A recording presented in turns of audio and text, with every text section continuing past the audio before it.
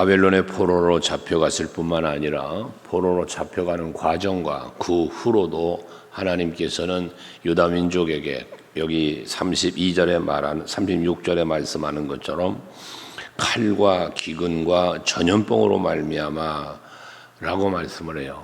그러니까 이것은 유다 백성이 겪는 고난을 의미하는 거죠.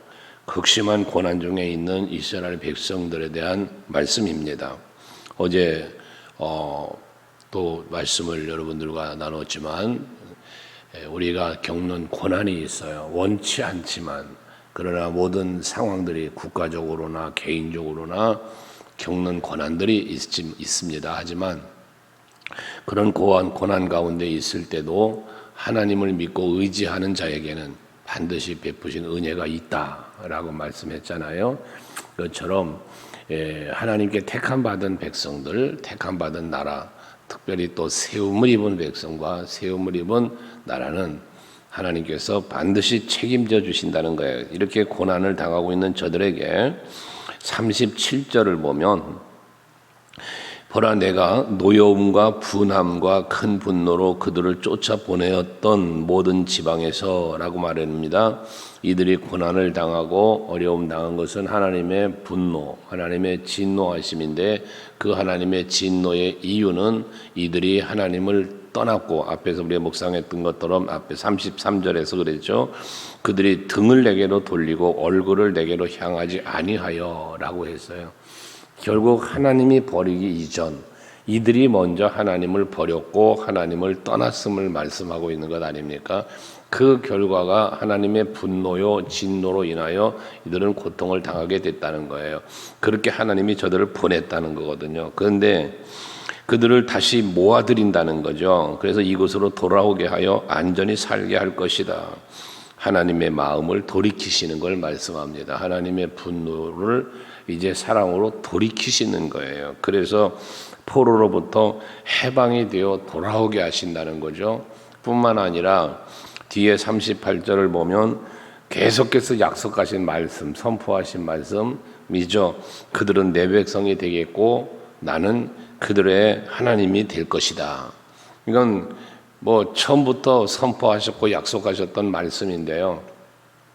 이거 하나님과의 관계거든요. 하나님께 택함을 입었고 하나님이 그들의 하나님이 되셔서 이거는 그들을 지키시고 보호하시는 전능자 하나님, 창조주 하나님, 그리고 긍휼이 많으신 그 하나님께서 이들을 이렇게 보호하고 지켜주시겠다는 약속입니다.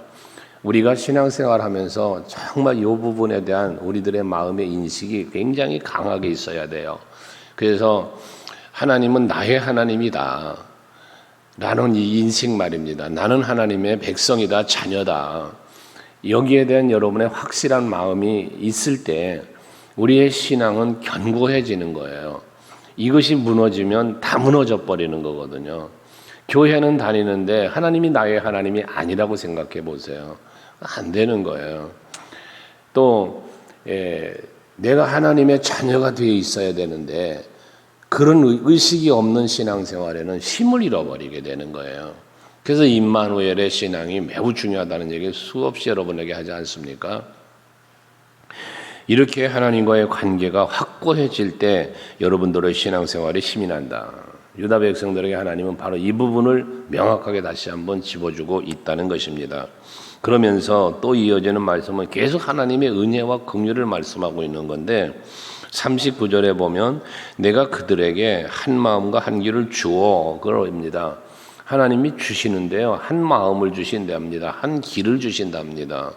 여기서 하나님이 주시는 한 마음, 이건 바로 바울이 빌립보 교인들에게 얘기했던 예수 그리스도의 마음이지. 너희 안에 이 마음을 품어라 라고 하는 그 마음, 예수의 마음, 우리의 마음속에 한 마음, 성령으로 하나 되게 하는 마음, 이게 주 안에서라는 이 바울의 신앙이라고 3대 신앙 중에 하나라는 인크라시스라고 하는 신앙이죠. 이것을 하나님이 주신다는 거예요. 그러니까 저와 여러분들의 마음에 동일한 마음 주신 것이 뭐냐? 예수의 마음이에요. 그 예수의 마음이 무슨 마음? 사랑의 마음이에요. 이걸 하나님이 주신다는 거예요. 그러니까 우리가 하나님을 믿는 믿음의 마음도 또 소망도 사랑도 이 마음에 하나님이 넣어주시는 마음이 있어야 된다는 거예요. 이게 하나님의 은혜입니다. 그래서 하나님께서는 우리 안에 늘 예수의 마음을 품고 살도록 귀한 은혜를 주셨다는 거죠. 그래서 요한복음 1장에 영접하는 자, 예수를 내 안에 모시는 자예요. 그걸 믿는 자에게는 하나님의 자녀가 되는 권세를 주셨다는 표현을 해요. 성경에 보면 주셨다는 표현 하잖아요. 이거 전부 하나님의 주권 속에서 하나님의 은혜로 우리에게 주어지는 것들이에요. 또 한 길, 이건 요한복음 14장 6절에서 내가 곧 길이요 진리요 생명이니라고 말씀하잖아요. 우리에게 한 길을 주셨어요. 이 한 길을 주셨다는 것은 유일한 길인 거예요. 오직 하나의 길. 이게 바로 예수예요. 나로 말미암지 않고는 아버지께로 올 자가 없다 그러셨잖아요. 예수가. 그러니까 예수님은 유일한 길이에요. 우리가 어제 오전 예배 때 말씀 나눈 것처럼 예수 따라가는 삶을 살아야 한다고 그랬죠. 그게 우리들이 살아가야 할 삶이란 말이죠. 이게 하나님이 주신 거예요. 빛을 받은 후에 우리가 그랬잖아요. 빛을 받은 후에 우리는 빛을 받은 은혜를 받은 그런 성도답게 사는 것은 예수 따라가는 삶이라고 말씀을 드렸지 않았습니까? 이것처럼 그것은 하나님께서 우리에게 한 마음과 한 길을 주셨기 때문이라는 건데 이렇게 한 마음과 한 길을 주셔서 자기들과 자기 후손이 복을 위하여 항상 나를 경외하게 하고 한 마음을 주시고 한 길을 주시는 목적이 뭐냐? 여호와를 경외하게 하시기 위하여라는 거죠. 그러니까 여러분들이 예수를 믿는 이유가 어디 있어요? 여호와를 경외함에 있어요. 지으심의 목적, 구원받은 목적, 세우심의 목적 동일하다고 그랬죠? 하나님 영광 받으시려고 라는 거예요. 그래서 우리는 항상 하루하루를 살면서 늘 여러분이 새벽마다 제단 쌓고 있으십니다만은 예배뿐만 아니라 우리들의 삶의 모든 모습이 하나님의 기뻐하심에 두어야 된다는 거예요. 이게 하나님이 우리를 구원하신 목적이니까, 은혜 베푸시는 목적이니까 그렇습니다. 그래서 한 마음과 한 길을 주신 목적도 여호와 하나님을 경외하게, 그것도 항상이라는 표현을 하면서 그렇게 하시기를 원하였다는 거고, 또 40절에 내가 그들에게 복을 주기 위해서라고 말씀하셨습니다. 하나님께서는 한 마음과 한 길을 주신 목적에 대해서 여호와를 경외함이라고 그러는데 복을 주시는데 이 복을 주시기 위해서 하나님 뭐하냐? 그들을 떠나지 아니하리라. 임마누엘이에요. 내가 세상 끝날까지 너희와 항상 함께 있을 것이다. 이게 예수님의 마지막 약속이지 않습니까? 하늘로 들려 올려받기 전에 그 제자들에게 약속하신 약속이에요. 세상이 끝나는 날까지 내가 너희와 항상 함께 할 것이다. 임마누엘의 약속이란 말이죠. 이 약속을 왜 주셨어요? 복 주시려고 해요. 복을 주시려고. 그래서 그 뒤에 영원한 언약을 그들에게 세우고라고 했는데 이 영원한 언약이라는 것은 불변하는 언약이에요. 변함없는 언약. 그래서 영원토록 유효한 언약이에요. 포로로 잡혀갈 때도 해방이 되어질 때도 계속해서 하나님은 함께 계시면서 저들에게 복을 주시고 은혜 베푸실 것을 약속하시는데 이 약속은 영원 불변한 언약이라는 것입니다. 그러면서 그 뒤에 또 이어지는 말씀이 그들에게 그 영원한 언약을 세워서 나를 경외함을 그들의 마음에 두어 나를 떠나지 않게 하고라는 말씀을 했어요. 여호와를 앞에서 복을 주셔서 또 한 마음 한 길을 주셔서 항상 여호와 하나님을 경외하게 하려고 하신다 그랬는데 이 경외하게 하려고 하는 이 경외할 수 있는 마음을 두어라는 말을 해요. 그러니까 우리가 여호와를 경외할 수 있는 마음조차도 하나님이 우리 마음속에 넣어 주셔야 되는 거예요. 가룟 유다에게 그 생각 속에 예수님을 팔려는 마음을 누가 넣었어요? 마귀가 넣어줬죠. 그런데 하나님은 우리의 마음속에 무엇을 넣어주기 원하냐? 여호와를 경외하는 마음을 넣어주신다는 거죠. 그러면 이제 우리는 뭐 해야 됩니까? 악의 영 사단이 와서 여러분 마음에 넣어주려고 하는 마음이 있어요. 하나님께서 우리에게 넣어주시려고 하는 마음이 있어요. 어떤 마음을 우리가 받아들일 것이냐고 말이에요. 어제 올바른 선택이라는 말씀도 나눴는데 내가 무엇을 선택할 것이냐라고 하는 선택은 여러분의 몫이라고 그랬죠. 하지만 그 선택의 결과는 분명히 다르다라는 말씀을 드렸습니다. 신명기 11장 26절에 복과 저주를 내가 네 앞에 놓았나니 이게 우리 앞에 두어진 것들, 하나님께서 놓아주신 거란 말이거든요. 그러면 오늘 말씀하시는 대로 여호와를 경외하는 마음을 우리 마음에 두었다고 그랬어요. 마귀는 하나님을 거역하는 마음을 두려고 하겠죠. 여러분들 마음에는 여호와 하나님이 넣어주시는 그 마음을 받아서 여호와를 경외하며 살고 하나님 앞에 기쁨이 되는 삶을 살아갈 수 있는 여러분들이 되시기를 바랍니다. 특별히 이 마음을 너희에 두어 떠나지 않겠다고 하는 말씀은 성령의 충만함의 임재를 말씀하고 있는 거예요. 성령이 우리에게 임해야만 하나님이 주는 마음에 이끌려 여호와를 경외하는 삶을 살 수 있게 되거든요. 그 예수께서 제자들에게 오직 성령이 너에게 임하시면 이라고 말씀할 때 그 앞에 무슨 말씀합니까? 너에게 언약한 성령이라고 그래요. 너에게 언약한 성령이 너에게 임하시면이에요. 이게 여기 영원한 언약에 해당되는 거거든요. 그 약속 속에 뭐가 있어요? 성령을 주시겠다라고 하는, 내가 가면 다른 보혜사가 오시겠다는 이 약속이거든요. 이게 그 약속의 성령, 이 성령이 너에게 임하면 뭐에 너희가 권능을 받고가 되는 거예요. 여기서 성령의 권능을 받아야만 우리는 여호와를 경외할 수 있는 능력이 생겨요. 성령 충만 받으라, 에베소서 5장에 말씀하지만 이 성령 충만 받으라는 말을 뭐라 그랬어요? 가득 채운다는 풀의 개념이 아니라 그랬죠. 성령의 지배를 받는다, 성령의 이끌림을 받는다라는 의미를 갖고 있다고 그랬지 않습니까? 우리가 성령의 이끌림을 받으면서 사는 거예요. 성령이 우리를 어디로 이끌어요? 여호와를 경외하는 삶으로 이끈단 말이에요. 오늘 이 새벽에도 여러분들이 성령에 이끌려 이곳에 오신 거단 말이죠.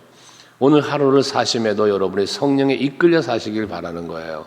그래야 여호와를 경외하는 삶을 살 수 있게 된단 말이죠.